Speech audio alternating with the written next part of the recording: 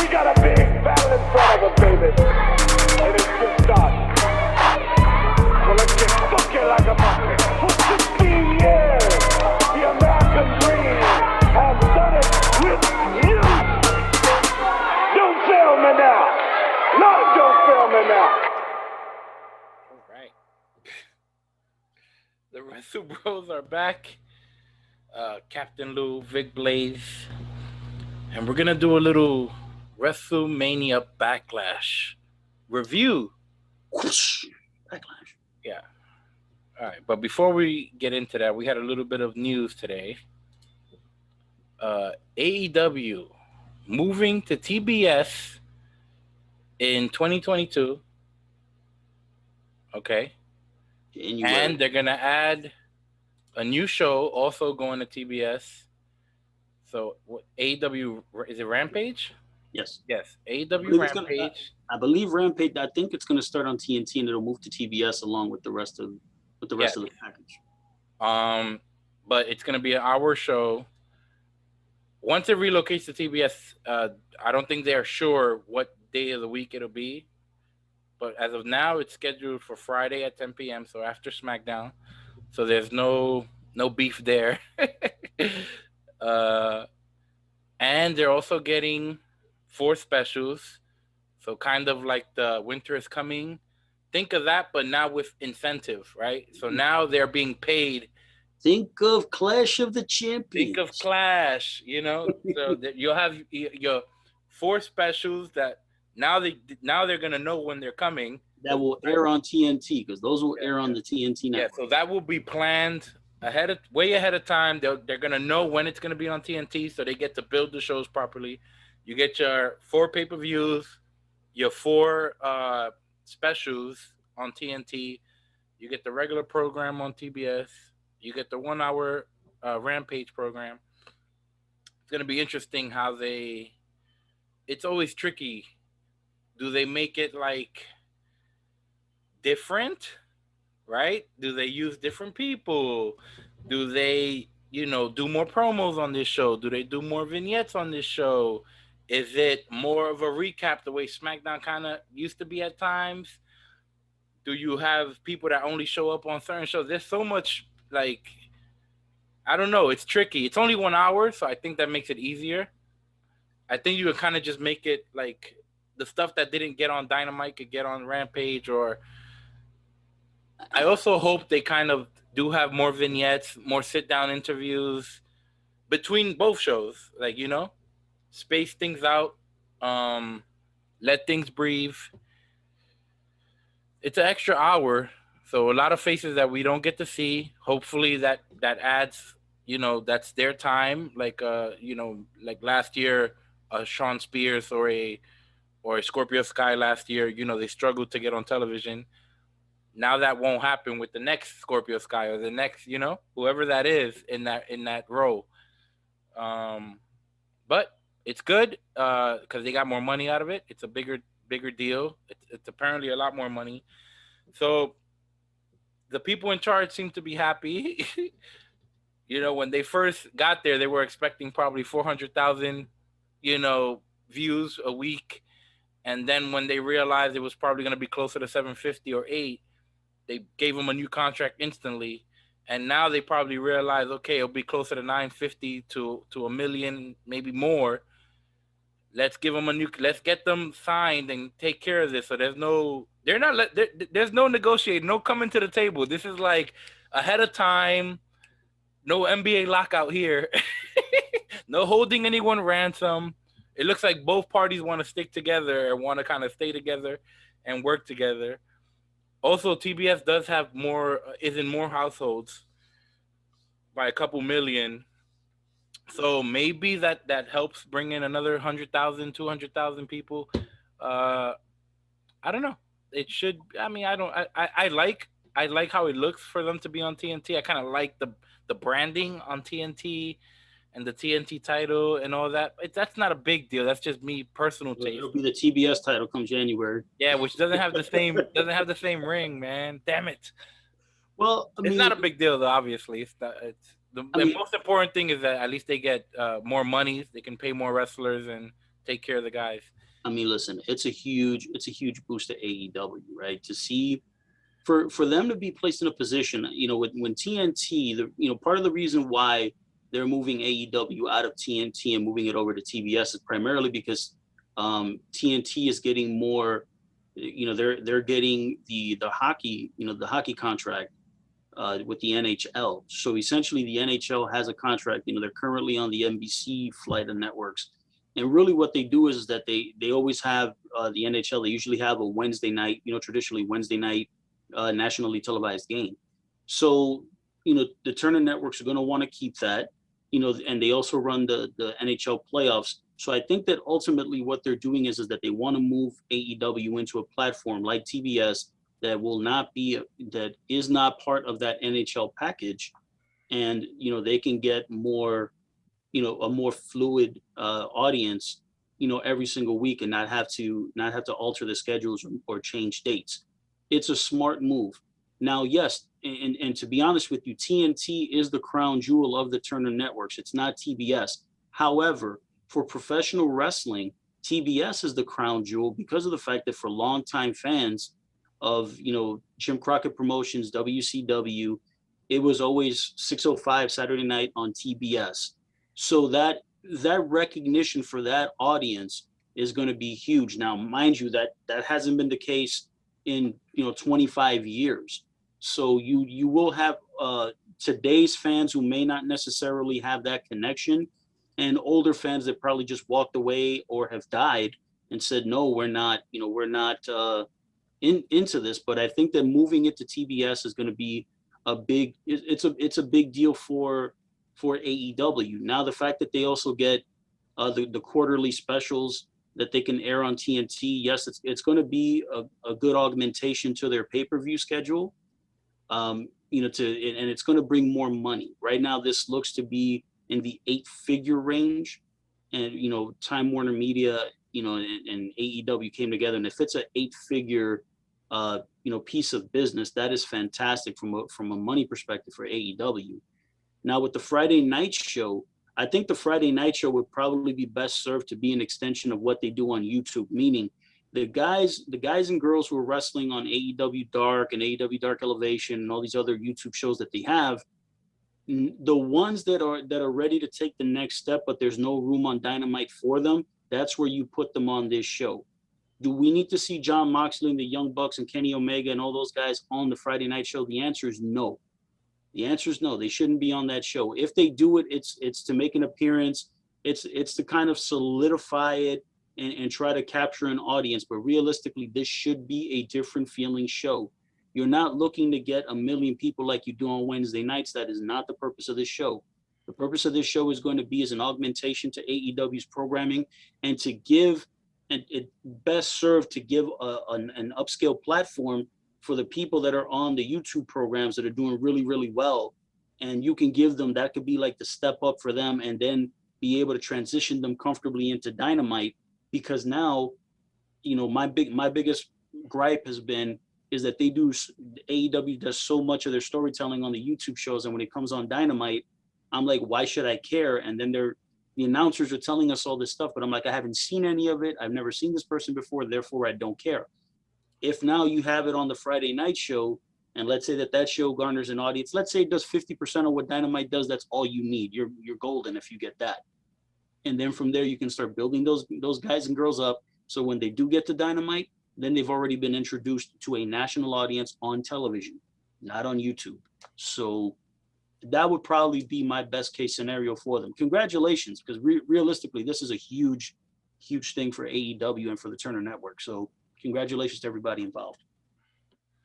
All right. Also, NXT released some people.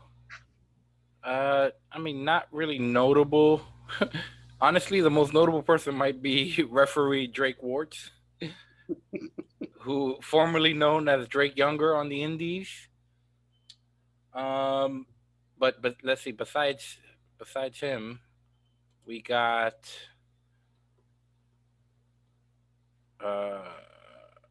Alexander Wolf. That's probably the biggest name from the wrestlers. Ezra Judge, Skylar Story, Vanessa Bourne. Vanessa Bourne. She was on NXT. You know, she hasn't been on TV in well over a year. Okay. I always liked Vanessa Bourne. I thought she was a very attractive. I remember her. Yes, I remember her. Okay. But there was just, unfortunately, I mean, who knows? We don't know. We're not there in the practices. You know, we don't know exactly. Jessamine Duke. Yeah, I can see why they got rid of her. I don't think it was gonna work. I just don't see it with her either. I mean, hopefully Marina Shafir survives. I think Marina's gonna be okay, and you know, I don't want to quote nepotism because she's married to Roderick Strong, but I think she'll be all right. I think she has a little bit of a better look. Not that necessarily matters that much, but yes, it does matter to some people. Yes, it does. To some people, it matters. So she looks a little bit better. To me, she works a little bit better too. It might be just enough. It's not by much, but it might be just enough that she'll keep. That's why she kept her job. But really, there's really no one notable. I'm not a fan of any of these people, really. Not a huge fan. I'm not like, you know, chomping at the bit. I am happy that WWE is not holding people hostage. If something is not working, then let them go somewhere else. Maybe they'll get better. Maybe they can work the indies. Maybe they'll get hired by another company. And I'm sure they want the job. They don't want to get fired. But at the same time, if it's not working, you got to do what you got to do. You can't. I'd rather them do that than to hold on to people and pay them to do nothing. So. See, one of the major differences in terms of how NXT gets reviewed. Obviously, we're going. Drake Wuertz is in a separate category, and let's just say Alexander Wolf is in a separate category. Alexander Wolf is wrestled for many years in Europe, and more than likely will go back to Europe. I don't see Alexander Wolf wrestling in the U.S. full time. I just don't. He can though. I think he's good. I'm sure he could. I'm just saying that I don't see him doing it. Oh, he might not want to. He might want to go home. He's going to go back to Europe and wrestle there full time. But the reality is that almost all of the talents that were let go today by NXT, almost all of them, with all due respect to each of them, they were expendable excess talents. Meaning, these were talents that have been not featured at all or very little featured on NXT's programming. In the case of Vanessa Bourne was featured on NXT's programming. This dates back maybe 18 months ago. I know that when Aaliyah was first coming out on TV, she was tag teaming with Vanessa Bourne. And apparently, I don't know what happened, whether it's through injury or they saw something in Aaliyah more than Bourne, whatever happened, but they split that team up. And I was disappointed because Vanessa Bourne is an okay wrestler. She's a very attractive woman, and she has a lot of personality. It's just a matter that when you haven't seen somebody on TV in over a year, and it almost looks like there's nothing on the horizon, then as an employer, when you have talents that are getting paid to perform, and let's just say that if she's been at the Performance Center, and again, this is all conjecture. I don't know this for fact, but I'm just saying that these are people that have been in the WWE system for a long time. And if you're talking about people who've been in the system 2, 3, 4, 5 years, and I get it that sometimes, doing practices in the gym is not the same as working in front of a crowd. And I know that during the pandemic over this last year plus, that hasn't been the case. But, as I've said this before, and I'll say it again, when you come into the WWE, you're the best of the best. And you cannot get comfortable at any moment. You have to be comfortable being uncomfortable every second that you're there. Because if you get too comfortable, you want to be in a niche, and whether it's perceived, right or wrong, fair or not, if it is perceived that you're phoning it in or not going out there and going above and beyond every second of every day, you become expendable. Because they have too many talents that can come in and take your spot. And with very few exceptions, because I'm not saying that no one is expendable in WWE, because that's not true. With very few exceptions, you can't be comfortable there in the WWE. They've proven it over and over again over the course of their history. You know that if you get too comfortable and want to rest on your laurels, they will show you the door. And you know, in the case of all of these talents, I wish them the best. I really do, because I don't ever want to see anyone lose their job. But at the same time, you know, if you're in the WWE and you know it kind of falls flat, you get shown the door. And the hope is for these people is that if they really want to continue being in wrestling, they'll find a way. Because there's plenty of opportunity out there. As long as you're willing to work hard and bust your ass, you will maintain yourself in the business. Yeah, there's so much opportunity, probably more than almost ever. Maybe since the territory, maybe there was more consistent work in the territory days, but there's a lot of opportunity. There's a lot of people who, even when you think they're not hiring, there's new people showing up every week on almost every show. They're hiring. Wrestling is hotter than people think. There's money in this industry right now, and we're not even 100% open in every state. So imagine what it's going to be like. And we know what it's going to be like because we had indie shows doing 5,000 people damn near. Well, listen, I'll tell you what, when it comes before the pandemic. I mean, with independent wrestling, I mean, a lot of that depends on, you know, the group, and you know, and a lot of it with indie wrestling is about the big show. It's about the big show. It's not like, you know, again, WWE is in its own separate universe. So in these discussions, it's not fair to include the WWE because they're the juggernaut. What we start talking about is looking at, you know, depending on AEW, if they decide to become more of a touring company instead of doing what their original business plan seemed, which was just like, oh, we're only going to do TV and nothing else. I don't know. I have a feeling that that's going to be modified at some point. To what degree, I don't know. But you know, when you're talking like the Ring of Honors, the Impact Wrestlings of the world, you know, indie promotions, because they're indie promotions, although they're on national television, they're independent promotions. If they're able to get touring and be able to generate enough money to where they can go out on the road and make money on the road, it's not a matter of, you know, we can go to any place around the world and fill up a building with people. It's a matter of is it cost effective, meaning, you know, all the cost that it takes us to get there, renting the building, promoting, you know, the you know, tickets, staff, the wrestlers, and everything that they got to pay off.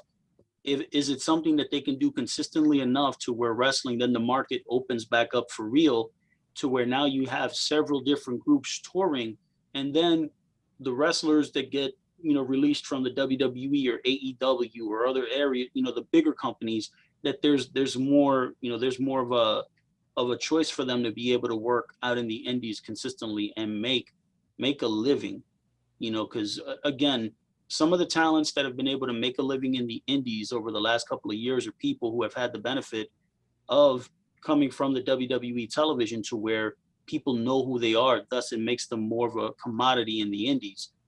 So it's a matter of seeing that if talents that are lesser known can make it work for themselves in that same environment.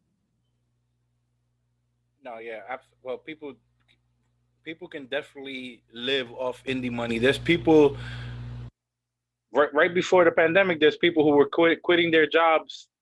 People who you would think there's no way in hell, but they were quitting their full-time job, going into wrestling, working just indies, and, you know, living their dreams and making it happen. It's different now because now you have Patreon and you have YouTube and all this stuff, and Pro Wrestling T. So it's a lot. You can make it happen. You can make. Oh yeah, of course. Listen, I get it. It's, you know, the model is out there. It's just a matter of does it work for everybody the same way? And the answer is no. It's all out there for everybody. It just doesn't work the same way for everybody. Well, of course, it can't be for everybody. Everybody can't, you know, everybody can't make the same amount of money. There has to be winners and losers, right? In order for there to be for the business to work, there has to be the person that's at the top and the person that's at the bottom. It's a matter of making sure that you're somewhere in the middle, and you'll be all right. All right, we have to get into this review. Sure, let's do it. All right, WrestleMania Backlash. Who do you want to start with? Let's see. We'll begin at the beginning. How about that? Okay. Did they open with Rhea, Asuka, and Charlotte? I think they did. Yes, they did. Yeah. Okay. So we had Rhea defeat Asuka and Charlotte, and she pinned Asuka, right? Correct. So, no surprise here. I thought they were gonna swerve us. That was my prediction, but I guess I don't know. Maybe I overthought it, or maybe it's just I'm beasting to see Rhea chase the title, but now it's Charlotte chasing the title. So now I kind of don't know how this is gonna end. But I guess with Charlotte Flair being the champion at some point. That's what I'm saying, and I don't think that's the story I want. I don't unless it's Charlotte beats her, she cheats to win, and Rhea has to climb back up to the top and catches her down the road, and then eventually gets her at a big show. I don't know. It's just WWE just never executes like that. It's right now, 3 months, 6, maybe even if it's 6 months, maybe if it's a really good feud, and if it goes as long as it can, 6 months, it's gonna start and it's gonna end, and there's gonna be nothing happening in between. It's just they're gonna face each other 50 times, or they're gonna at least face each other 4 times. They're gonna touch every week on the show, and that's not how I like it. But if it ends with even if Charlotte wins the title, I've lost a lot of, like, I don't know. I kind of don't even like Rhea Ripley that much anymore. I'm turned off by the presentation and the story that got her here. I'm a little bit turned off. I don't like. Even now, I'm like, who am I rooting for? I kind of don't want Charlotte to win. I don't want Rhea to win. I don't want Asuka to win. It's like I don't want any of them to win. It's like I'm sick of this. I don't know why I feel like that, but I kind of want Bayley to come and shit on all of them and take the damn title and make it interesting. I can. You know what? Here's the thing, Vic. I'm glad that you said that you feel as conflicted as you do about how this story is set up, because you're not wrong. I feel the same way. WWE put themselves in a very, very vulnerable position because, again, out of this trio, Asuka is the clear babyface, Charlotte Flair is the clear heel, and they're trying to position Rhea Ripley somewhere in the middle. And when you're in the middle, sometimes it comes off more heelish. Here's the problem. The problem is that Rhea Ripley is not over enough with the mainstream audience to do that. She is not. She had the fantastic match with Charlotte Flair at WrestleMania in 2020. Fantastic match. And I was just pissed to the high heavens about the result of the match, because I thought that Rhea Ripley should have won. But you bring her in and you want to present her as a babyface, but the first person that she confronts is the babyface champion. There's no way Rhea Ripley's a babyface in that instance. She's either a full-fledged heel or she's a tweener. And here's the problem with tweeners. Tweeners generally tend to be people who were heels, straight up heels in the beginning. And the thing is that they earned respect from the audience to where the audience is pulling them into the babyface side, but yet the company has not made the decision yet to turn them babyface. They're straddling the middle because they're saying, okay, we got a section of the audience that is behind this person, but we got enough steam on them as a heel that they could still do the dastardly things to the babyface, and we can still get heat on the heel and sympathy on the babyface. Eventually, that heel will then have a change of heart, and it's not a matter that they turn to shaking hands and kissing babies. It's just a matter that all the heelish shit they used to do to the baby faces, they now do to the heels. It's the only thing that changes. Rhea Ripley doesn't have enough credibility to be able to walk into that situation and pull that off. And Rhea Ripley's fantastic. She looks great. She's a fantastic talent. She knows how to work. She's great. Unfortunately, she was put in a no-win situation. Because in a perfect world, Charlotte Flair would be the champion. She would have beat Asuka at WrestleMania. She would have cheated because, again, you got to give Asuka an out. You can't beat Asuka flat because at some point, if you do that, then Charlotte Flair is going to be the champion for 8 months and have nobody to fight except Rhea Ripley. And again, to your point, if you have them touch every week for 50 straight weeks in a row, you don't care at that point. You've already seen it. They, meaning the WWF, don't have enough. They have incredible female talent, but they don't have enough of them over at the top of the card on the Raw roster. They don't. They're focusing too much on the Women's Tag Team Championship. And now with Natty and Tamina as the champions, you can focus on them as baby faces. And they started off as heels. And they were flipped babyface because when they were fighting, who did they fight? They fought the one team that are heels. Straight up stone cold heels. And you had to flip them babyface and make them sympathetic in order to have that match work. So now what heel team can you put against them? It's freaking ridiculous. But back to this story. The thing is, the reality, unfortunately, is that Rhea Ripley's going to have to lose the title at some point to Charlotte. Charlotte is going to need help. Help meaning she's going to need another physical body that's going to cost Rhea Ripley this match. I don't know how they're going to write it or how WWE is going to figure this out. Because if Charlotte Flair beats Rhea Ripley, just her, the story's over. You have to create a screw job finish to where Charlotte Flair clearly realizes that this version of Rhea Ripley she can't beat on her own. Then you create an obstacle that Rhea Ripley has to get past in order to get to Charlotte. Then when you get to the next big match, SummerSlam, Survivor Series, Royal Rumble, whatever, when you're ready to pull the trigger and make Rhea Ripley the champion and give her the teary-eyed rah-rah moment with all the crowd, you got to have her beat Charlotte. There's nobody else. Sadly, there's nobody else. She needs to win. She needs to get her come up and she needs to get her win back. Sorry, WWE, it's the truth.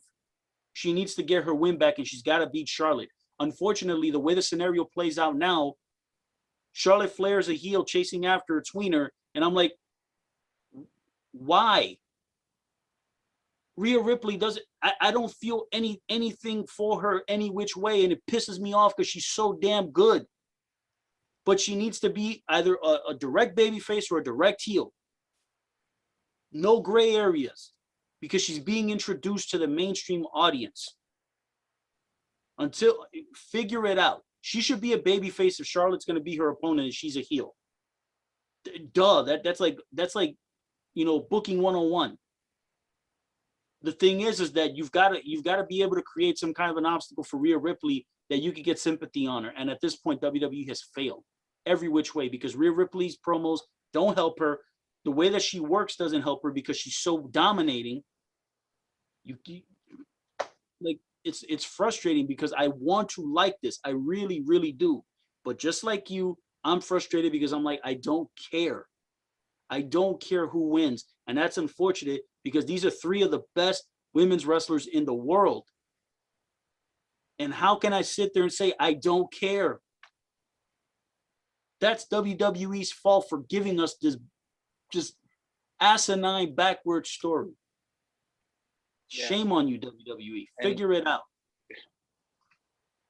It feels like we didn't say anything positive, but I will say that it was a great match. The match was very fun. It was probably Charlotte's best performance that I can remember, like probably in the COVID era, as far as I can remember, probably since WrestleMania. She had a really good performance. Asuka and Rhea's chemistry was a lot better than it's been because I felt like their chemistry was off. And this is the first time that I felt, okay, this is on. And they did some fun 3-person sequences that were very, very difficult. very impressive stuff. So I do want to the double make sure people know that I liked the performances. Listen, it's all story that I have trouble with, not performance. Listen, and again, I don't want to sound like I'm not taking a piss out of these. No, it's not that. All three of these women are superstars. Charlotte Flair, if anybody tells me that she's not a star, I don't care that the fans are like, oh, Charlotte's going to be champion 50 times. I don't care. Get over it. She is, in the eyes of the WWE, the biggest female star they have. I don't care that you don't like it. Get over it. That's the same thing with John Cena. You will cry a river when she's gone, because that's how talented she is. Rhea Ripley is just, she is, if you want to talk about a modern, the closest thing to what a young modern day wrestler should look like, there it is.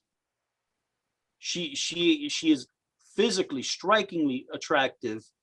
She has an athletic build. She does not look like a cookie cutter woman.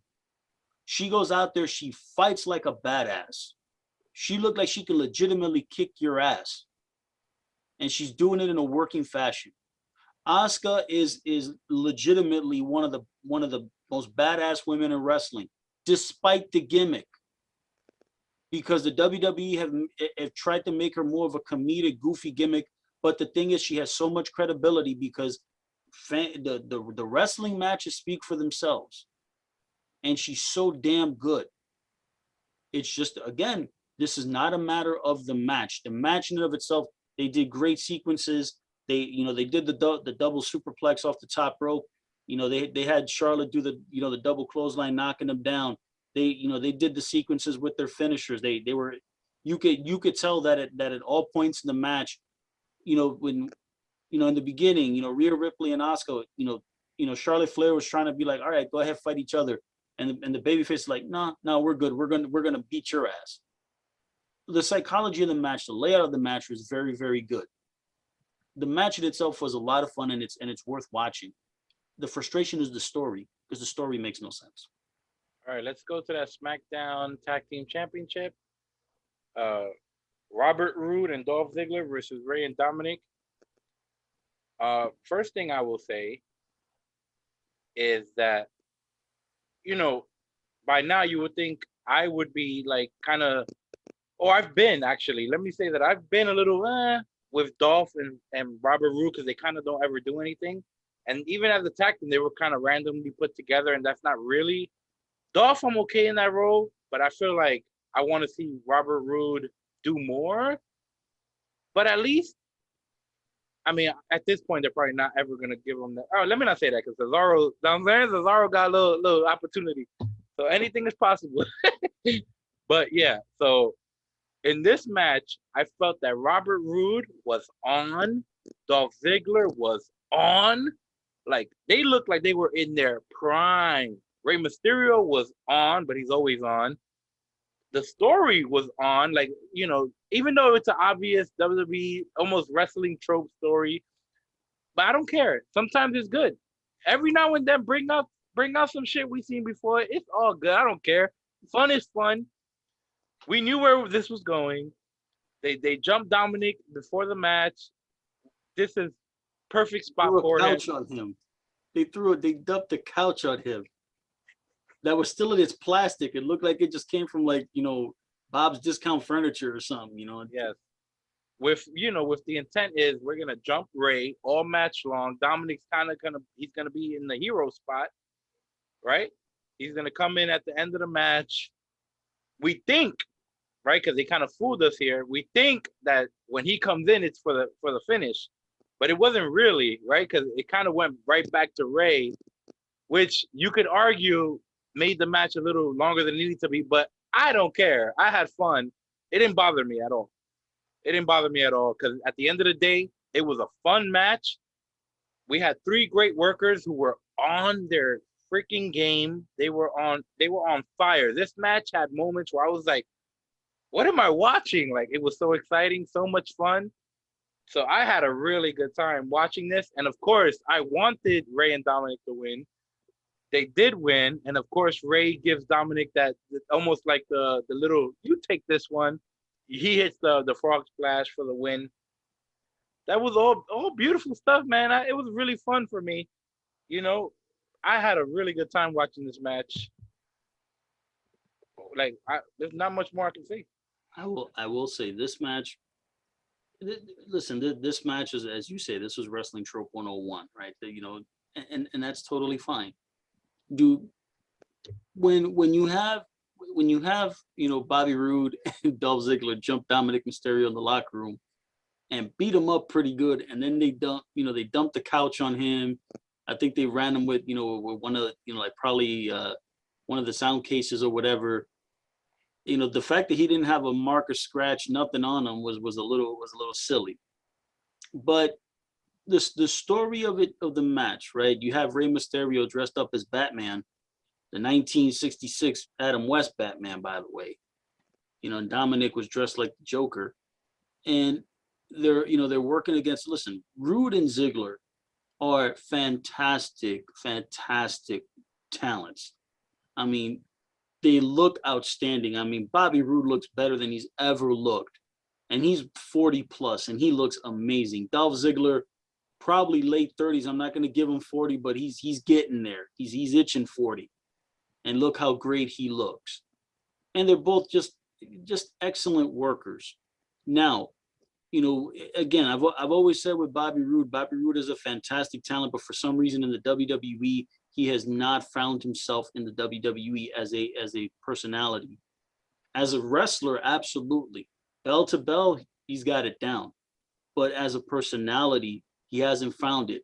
I think the reason why he got so over in TNA when he was the champion was because he found his persona and he found his confidence within that persona, and it was able to work. But, Bobby has always been a very talented wrestler. And the one thing that was exposed with him when I saw him on NXT was the coolest part about his presentation was the entrance. As soon as the song was over, it got boring. I don't agree with that. I do. Listen, I'm just saying his wrestling matches were great. His wrestling matches. So how was it boring? Was it boring or was it great? No, because the thing is that when you're a great wrestler, and that's all and that's all you're bringing to the table. And I know Roode has a lot more than that. But when that is the perception is that that's all you're bringing to the table is great technical skill. Professional wrestling, especially in the WWE, is based on larger than life personalities. Yes, you must have all the in-ring skills to make the match work, but you have to have a larger than life personality, which Bobby Roode has not found in the WWE. His technical wrestling skill is second to none. Second to none. When you look at a guy like Ziggler is, if Bobby Roode were to have Ziggler's personality in terms of the way he cuts his promos, the way that, and of course, Ziggler's a showboat more so than Roode is. But it's a matter of the way that those personalities come together. As wrestlers, tremendous tag team. But the juxtaposition is that when you take a look at Dolph Ziggler is the personality. When you look at Ziggler, he does all the things that he does and the way that he cuts his promos, the facials, when he comes to the ring and the gyrations and all the things that he does, it's all part of his presentation. And Bobby Roode comes out, he looks great, but he just comes to the ring and he's ready for the match to start. There isn't a whole lot going on. And that's just an observation. When the match starts, 2 against 1. All right, great. Rey Mysterio, the first part of the match, maybe the first minute and a half, 2 minutes, he does a great job of, shutting the champions down. The champions then get Mysterio, they double him down, and then they start getting the heat on him. Getting the heat on him. The one, and as much as I love Rey Mysterio, because Rey Mysterio is one of my favorites, and I love Rey Mysterio. But the fact that he kicked out of apparently every one of their finishers, it's a bit much. That's number one. Because you're kind of burying the champion's finishes in this match. Number 2, when Dominik came out to the ring after Rey Mysterio was getting beat on for what felt like 2 days, the one thing that got me is that Rey Mysterio essentially got his own comeback before he tagged out to Dominik. generally when you're getting your butt kicked like Rey Mysterio was in this match, what you do is that you evade the champions. They make a mistake. One of them runs themselves into the post, and then you get a drop kick or something, or skirt through the legs of the other, and then you tag your partner, and then the partner gets the hot tag and he cleans house. The thing is, Rey Mysterio got a bulldog. He damn near got a pin cover on Bobby Roode. I'm like, for what? Like, at that point, when you tag Dominik in, it's not a hot tag anymore. Dominik got into the ring. He got 2 or 3 blows. Bobby Roode shut him down with the spine buster, which looked amazing. And then all of a sudden, Roode and Ziggler are back in control, and it kind of like the match kind of like restarted, but not really, because then Dominik got control of the match, and again Rey Mysterio got in, and then the Mysterios shut him down. Rey got the 619, tags into Dominik. Rey, jumps out to the floor. He clears Ziggler out. Frog splash from the top rope. 1, 2, 3. We got new champions. The match was fun. It was too long, but the match was fun. I'm very happy to see Rey and Dominik be the champions, because again, I like the Mysterios. I like Rey and Dominik. I like them as a duo and as a package on WWE TV. And it only furthers the storyline that we talked about last week, that eventually it will lead to a one-on-one match between father and son. Son beats the father. Father takes off the mask, gives it to his son. This is just one piece in that puzzle. So, well done. Because again, Rey Mysterio, Dolph Ziggler, Bobby Roode, outstanding performances from all 3 of them. They are outstanding professionals, 3 of the best in the world. Dominik got a chance. The only thing about Dominik was, in this particular match, is that I'm surprised Dominik got next to nothing in this match. Next to nothing. He got the pinfall, but when you do the sum total, this match lasted what, 17, 18 minutes, and I think Dominik was in there for maybe 3, if that. Yeah, but that was the story they went with. I guess, but what I'm saying is that when you take a look at Dominik, and when you see the match that he had, and again, you always think about the matches that he had with Seth Rollins and how good they were, you figure that they would have been able to do more with him in this match. But again, that's nitpicking. That's nitpicking. They're going to have rematches. They're going to have rematches, and we're going to get to see a conventional tag team match. But that's just me nitpicking. That's just story number 1. And they're gonna have, like you said, it might be 2 or 3 more. Maybe 1 or 2 more matches. Who knows? But it was a lot of fun. Let's get in. Well done. Well done. Damian Priest versus The Miz in a lumberjack zombie match. All right. Let me start off by saying that I am open to everything as long as the right people do it, as long as it doesn't hurt anyone. Look, I can't say that I'm against this when we had The Undertaker in WWE for 30 years. What I will say, though, is that... Oh, my God, stop, please. Okay. No, it's true. The Undertaker is a zombie, right? It's like he's a dead man who came back from the dead. God. Yeah. He's been resurrected from the dead more than once on television. So I can't sit here and not the same. Listen, you're right, but it's not the same. Because it's not over. If the right person does it, this could have been over. If it's somebody that an R-Truth against The Miz, this would have got over. But it doesn't get over.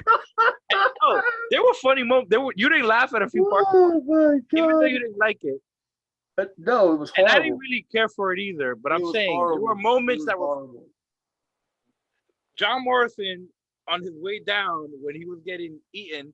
That was why? Just why? It was funny. Stop. You didn't laugh at that part? Just that part. Listen. This match was WWE's way of, again, they were willing to sacrifice Damian Priest, John Morrison, and The Miz. They were willing to sacrifice all 3 of those guys so that they could be able to do some kind of cross promotion for a Dave Bautista movie. With all due respect, Dave Bautista is not going to fart in the direction of the WWE prior to his induction to the Hall of Fame. Whenever he physically comes back and accepts his induction to the WWE Hall of Fame, Dave Bautista is not going to be on WWE TV. And yes, he recorded the intro to the pay-per-view, which was very well done. But it's all prepping for this damn movie that he has on Netflix that has nothing to do with anything in the WWE. Nothing. And the WWE was willing to take Damian Priest, who's a guy that WWE can do a lot with him, and he hasn't gotten over on the main roster yet. And yet you put him in this scenario where I don't care how good he is.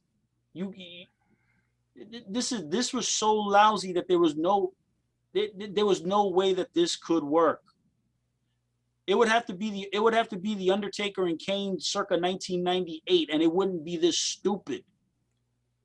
It would not be this damn stupid.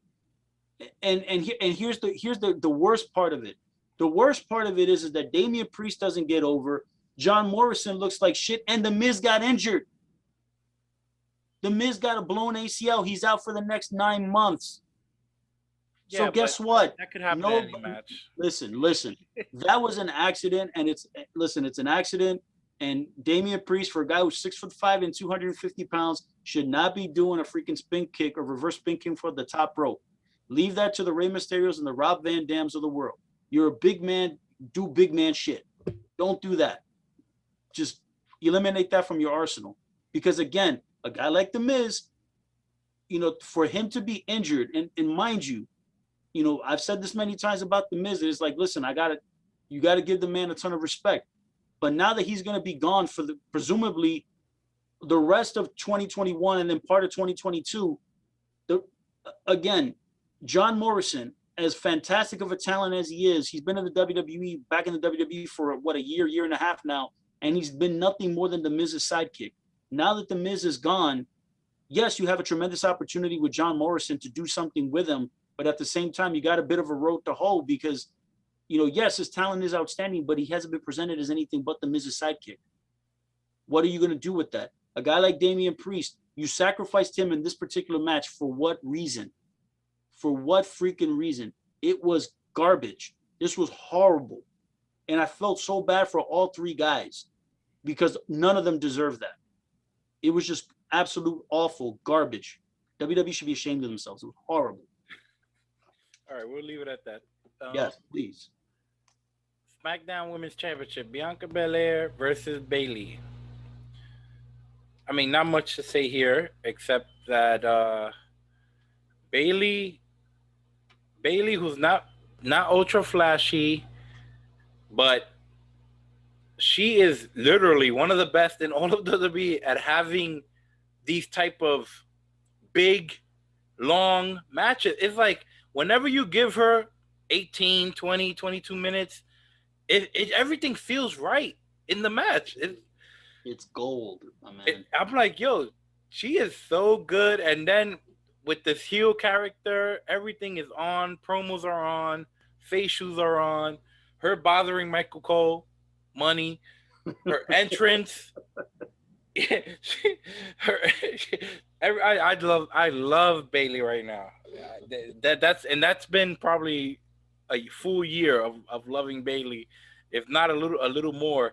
She is money. But they did the right thing. Bianca's fresh into her reign. We don't want to cut her legs out. We want to give her great opponents like Bayley. This was a learning opportunity for Bianca. She's in there with one of the best workers.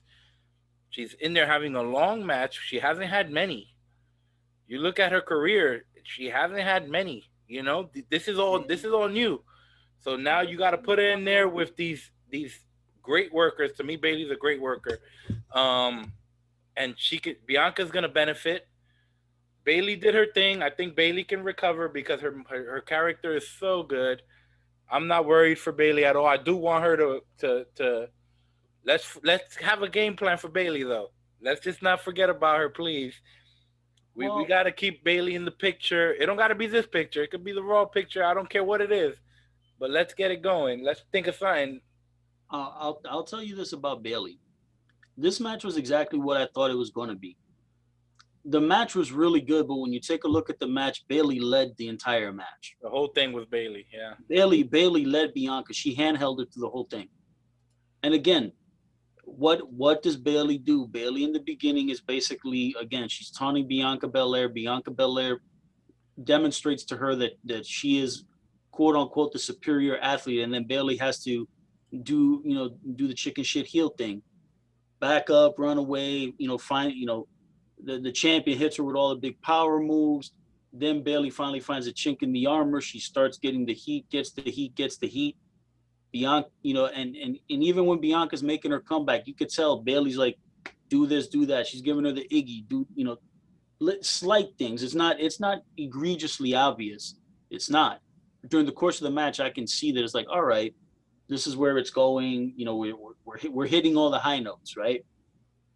When the match was over, I thought to myself, I was like, this is exactly what the match needed to be.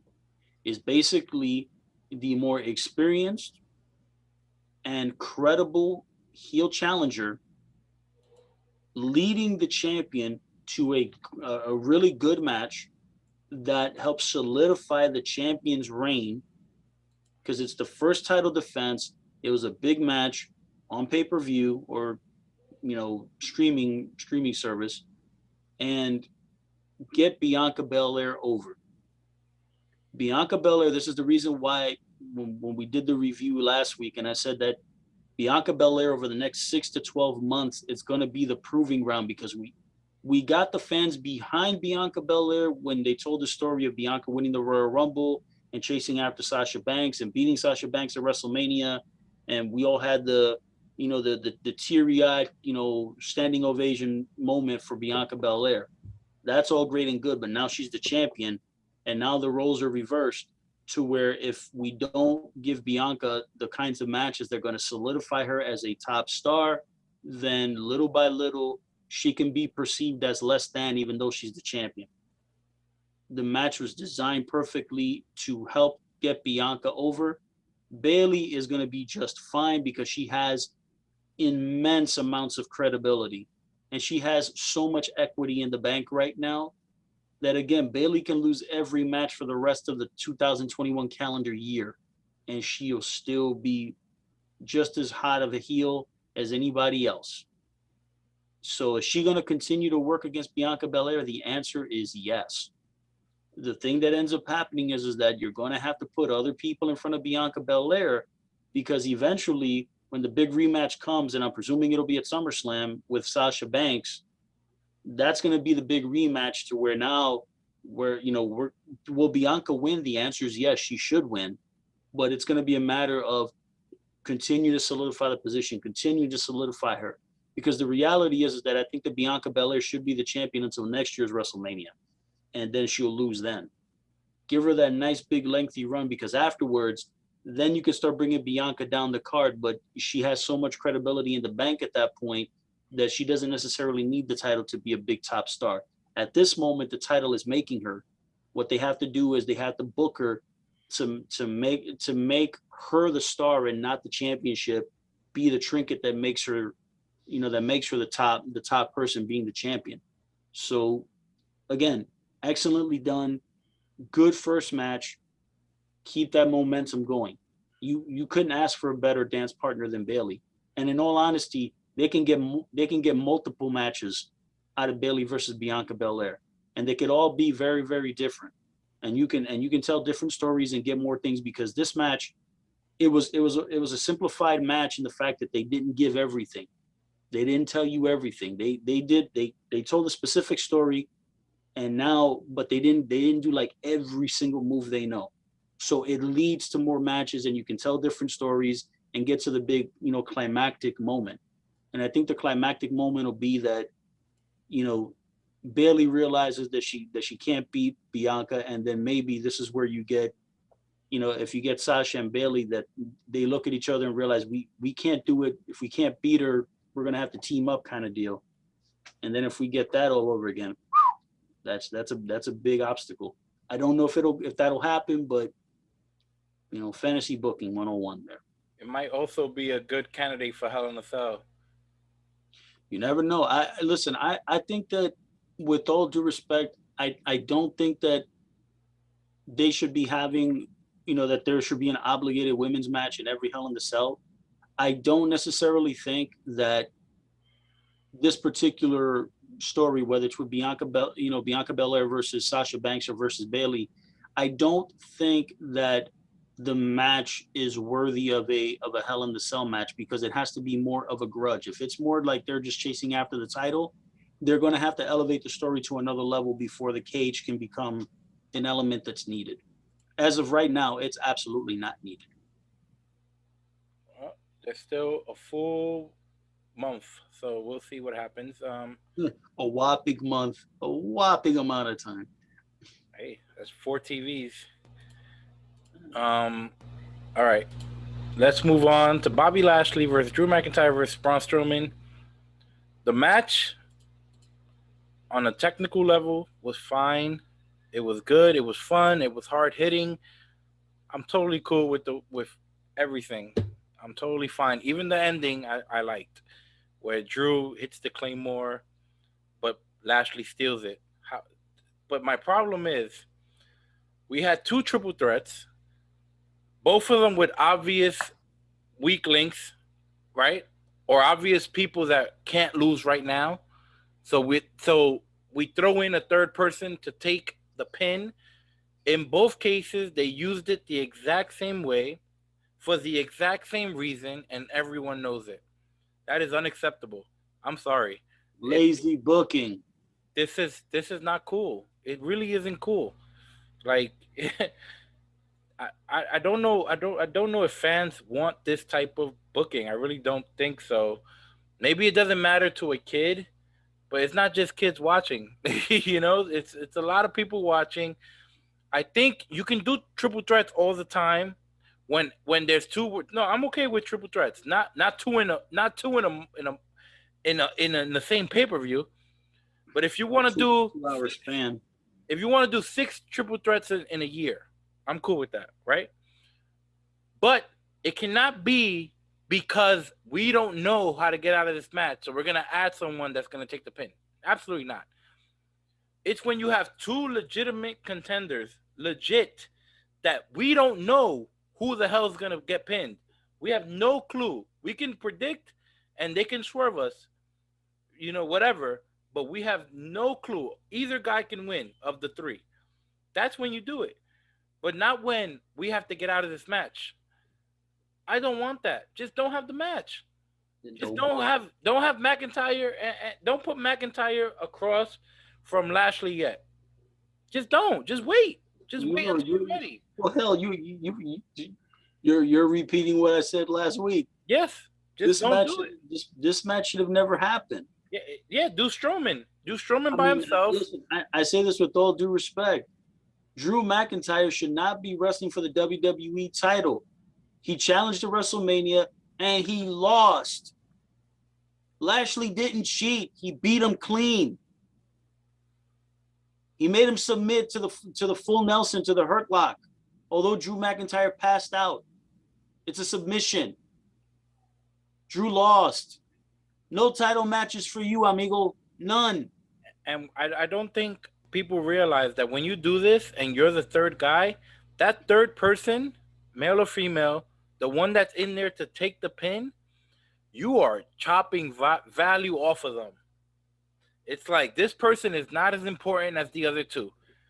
And that's how I feel. I feel like, okay, so I'm not a Strowman fan. I really don't care for him. However, you're basically telling me he's not nowhere near McIntyre or Lashley. You can forget about that. Okay, that's what you tell me. That's what I'm going to go with. So next time you have Strowman against Lashley or Strowman against McIntyre, I'm not going to care because you told me not to with this match. But think about how ass backwards this match was set up, right? So as soon as WrestleMania ends, you basically have Drew McIntyre, Randy Orton, and Braun Strowman wrestle in a freaking triple threat match to determine the number 1 contender at Backlash for the title. McIntyre wins by beating Orton. Okay, fine. Orton has a lot of equity in the bank. He can lose as much as he wants. It doesn't bother him. But you put Drew McIntyre back in the match. Drew McIntyre should have never been wrestling in that match. Braun Strowman should have worked against Randy Orton in a one-on-one match. Strowman goes over. Again, when you eliminate Shelton Benjamin and Cedric Alexander from the Hurt Business, you're taking away elements for Braun Strowman to beat the piss out of the Hurt Business without ever touching Lashley. He can basically take Cedric Alexander and Shelton Benjamin and take their lunch for a month. MVP could be in the corner pissing his pants, knowing that it's like, oh my God, Lashley's got to fight that guy.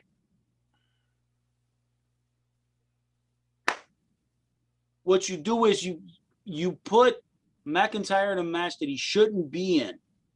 He's a babyface that got beat by the heel clean. The heel has every right and is correct to say, no more matches for you. Get your ass in the back of the line. He has every right to do it. And the babyface can say, you know what? I want a match with this guy. The heel champion says no because he beat him clean. MVP can then basically manipulate Adam Pearce to say, if McIntyre wants back in, he's got to start at the bottom. And then McIntyre can start off at the bottom, and then he can just lay bodies out. Every Dick, Tom, and Harry in that locker room, he can lay them out. The whole idea is to build him up, give him a lot of wins, make him strong. And the thing is, you can have Braun Strowman, be in the upper echelon in that picture. He can have the match on his own. Lashley beat Strowman with help. Because again, give Strowman an out. Give him enough of an out to where you can have more rematches, because you don't have enough guys at the top to work against Lashley credibly. Strowman is 6'8" and 385 freaking pounds. He is more than credible in a physical fight with Bobby Lashley. So if you're going to beat him, you got to cheat. But you can't cheat in a triple threat match because there are no damn rules. So Bobby Lashley can't get any heat as a heel. MVP, if he gets involved, so what? When you got rid of Cedric Alexander and Shelton Benjamin, you take away a tremendous element for the baby faces to be able to embarrass the heels without having to without having to touch the champion. Like, seriously, people. I'm sitting here and I'm a fan, and I'm able to book this damn thing. It's not that hard. It's really not. And the reason why I feel bad is because Bobby Lashley has been outstanding for the better part of the year. Drew McIntyre, it's WWE's fault because he should be Superman at this point. And he's not. Because WWE thinks that they can have him lose and it keeps his momentum. No, a guy like that should be winning every single week until the guy that's going to beat him beats him.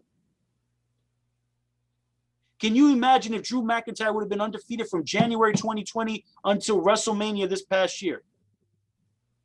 Lost to no one. And Bobby Lashley beats him with the Hurt Lock. With or without help from MVP wouldn't have mattered. Can you imagine how impressive that would have been to be the guy that beat Drew McIntyre, hadn't lost in a year and a half? But he's the guy that lost the title to The Miz 3 weeks earlier. Kind of nonsense. It was a good match. It was. It's a good match. The problem is again, the story. Too many triple threat matches. Again, it's exactly what you said. They're using it as a crutch. McIntyre should not be in this match. Strowman should not be booked to be the guy that loses. Because now you basically blew through 2 matches in one night. And now who's Lashley going to fight next? And then on Raw, he loses to Kofi Kingston. For goodness sake. Give me a break. Next. All right. Main event. Universal Championship. Roman Reigns versus Cesaro. Now, when they booked this match, I wasn't looking for any storyline developments. I don't care about none of that. What I was looking for was an opportunity. And boy, did he get one. Cesaro got a big Cesaro one. got an opportunity to show what he could do. And I'm not surprised. Blew it out of the park. This match was exceptional. Exceptional. I loved it. I had a great time. Great time. Two guys on top of their game. No nonsense. This was hard hitting. Cesaro looked, great, and he looked so good. So good. He's so athletic. He's so strong. Everything is so crispy. And then it gets interesting because these two guys are so good that I can't figure out if Cesaro got hurt because he had bruising around. He had very weird bruising around his arm, and that type of bruising only comes when you tear something or someone hits you in that spot with something. But he was throwing European uppercuts, which he does all the time. And maybe that uppercut caught an elbow or something. Roman Reigns is a big dude, man. When you yeah, but he's hit big dudes with uppercuts. But in my opinion, I don't think he was hurt. I think the match was executed exactly how it was supposed to be. I think. But if he did, let's say if he did all of a sudden hurt his arm a little bit, and they just went with it. It also felt like that too. It felt very natural. Either way, it just proves that these guys are really, really good. Because I can't tell. I'm going to assume that everything was part of the story.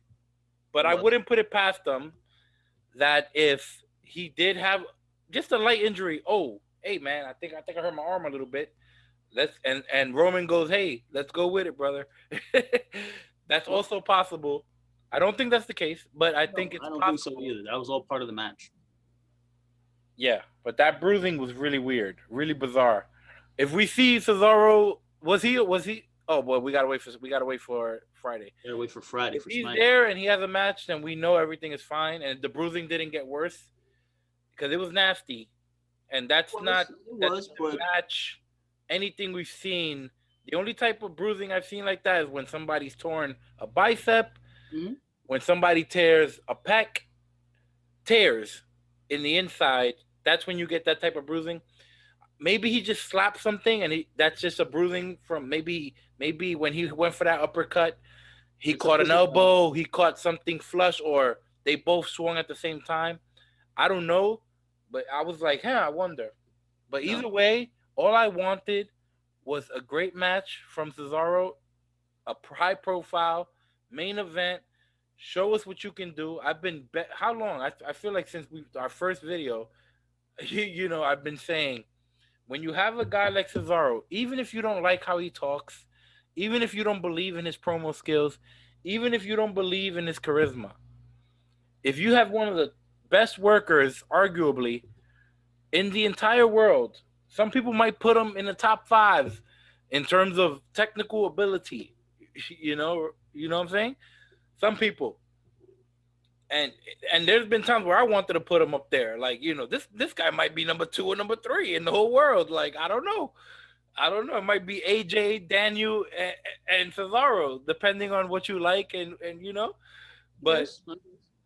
There's been times where you see him, and I'm like, this guy is better than everybody. But all I wanted was exactly what I got, so I am very happy. I was happy with his performance. I'm happy with the story they told where Cesaro outclassed them when they would wrestle, and Roman had to make it a dirty, nasty, physical fight. But when it was technique, Cesaro was the better wrestler. And that's the story they went with, and then they started doing the arm story.